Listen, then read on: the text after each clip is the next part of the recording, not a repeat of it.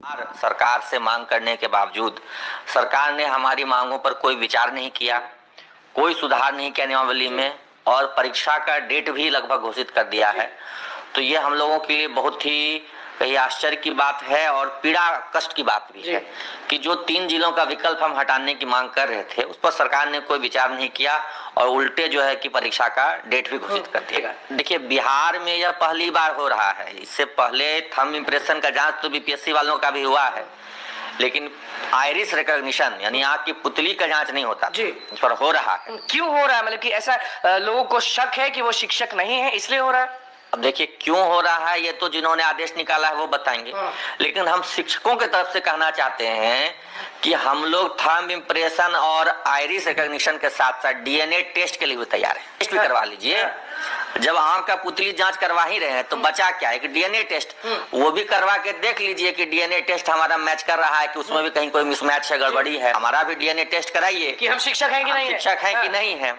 यही जब बचा रह गया है बिहार में तो ये भी करा के हम लोग तो बरसों से शिक्षक हैं। कितने साल से पढ़ाते हैं फिर से एक बार बता दीजिए। बार मैं तो 11वां वर्ष में प्रवेश कर गया और कई साथी हमारे 20 साल से पढ़ा रहे हैं। 2003 में जो बहाल हुए तो उनका भी आंखों का जांच, उनका भी आंख का जांच होगा।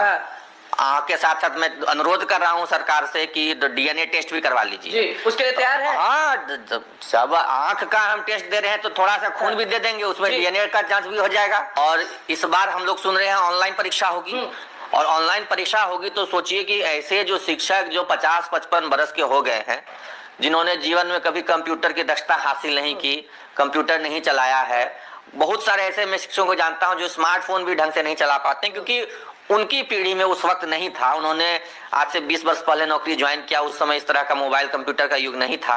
उनसे कंप्यूटर बेस्ड परीक्षा लेना ये बहुत बड़ा अन्याय है उनके साथ। अब तो ऑनलाइन की बात हो रही है, तो ऑनलाइन में तो जिनको आदत नहीं है, प्रैक्टिस नहीं है कंप्यूटर बेस्ड टेस्ट देने का, तो उनको तो बहुत दिक्कत होगी। और आप देख रहे हैं सेंट्रल टीईटी होती है, इतनी बड़ी परीक्षा पूरे देश में होती है, वो 25 लाख लोग देते हैं, वो ऑनलाइन के बदले हम पेन एंड पेपर हो रहा है पिछले 2 बार से। तो ये पता नहीं बिहार बोर्ड की या सरकार की क्या जिद है ऑनलाइन परीक्षा करवाने की, ये समझ से परे है। अव्यवहारिक भी है। अव्यवहारिक इसलिए है कि देखिए, जो बुजुर्ग शिक्षक हैं जिनकी एक उम्र काफी हो चुकी है, उनको मतलब कंप्यूटर की जानकारी नहीं सही से, वो कैसे टेस्ट दे पाएंगे?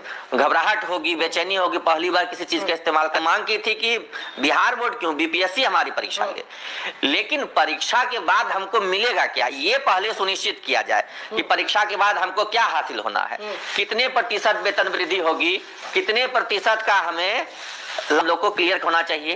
3 अलग अलग जिलों में भेजने की जो बात होती है बार बार, उसका निराकरण होना चाहिए। अब इस उम्र में, इस अवस्था में किसी का घर परिवार बस गया है, घर बना लिया, बच्चे पढ़ रहे हैं, सबको छोड़ करके वो कैसे दूसरे जिले में चले जाए? तो ये सब पर क्लैरिटी नहीं आई, कोई क्लियर कट हम लोगों को वहां से निर्देश नहीं मिला। तो अभी आप लोग सुन रहे थे अमित विक्रम जी को, बताया जा रहा है कि यहाँ पर ये